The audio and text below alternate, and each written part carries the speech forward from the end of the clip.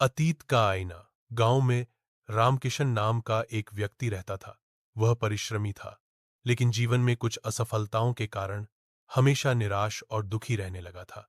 कोई भी नया अवसर उसके सामने आता तो वह कहता, मैंने पहले कोशिश की थी और असफल हुआ, अब दोबारा प्रयास करने का कोई अर्थ नहीं। उसकी यह नकारात्मक सोच देखकर गांव के लोग चिंतित रहते। एक दिन गांव में एक संत आए। उन्होंने रामकिशन से उसकी उदासी का कारण पूछा। रामकिशन ने अपने अतीत की असफलताओं का लंबा वृत्तांत सुनाया।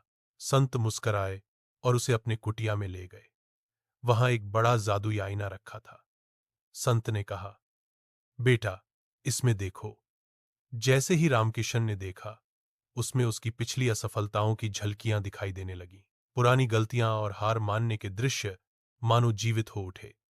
रामकिशन घबरा गया और बोला, गुरुदेव, इसमें मुझे केवल मेरी असफलताएं क्यों दिखाई दे रही हैं? संत ने समझाया, यह अतीत का आईना है। इसमें केवल पुरानी बातें ही दिखाई देती हैं। अगर तुम जीवन को इसी नजर से देखोगे, तो तुम्हें हमेशा अपनी असफलताएं ही नजर आएंगी। याद रखो, अतीत से सीख लेनी चाहिए, पर उसमें कैद होकर जीना उचित नहीं। भविष्य केवल वर्तमान कर्मों से बनता है। रामकिशन को यह बात गहराई से समझ आ गई। उसने निश्चय किया कि अब वह अतीत में नहीं उलझेगा।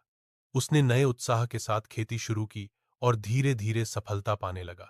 उसका जीवन बदल गया क्योंकि उसने अतीत का बोझ छोड़कर वर्तमान को अपनाया। इस कहानी से हमें यह शिक्षा मिलती है कि हमें कभी भी अतीत से सीख लेकर उससे आगे बढ़ना चाहिए, उसमें फांसना नहीं चाहिए।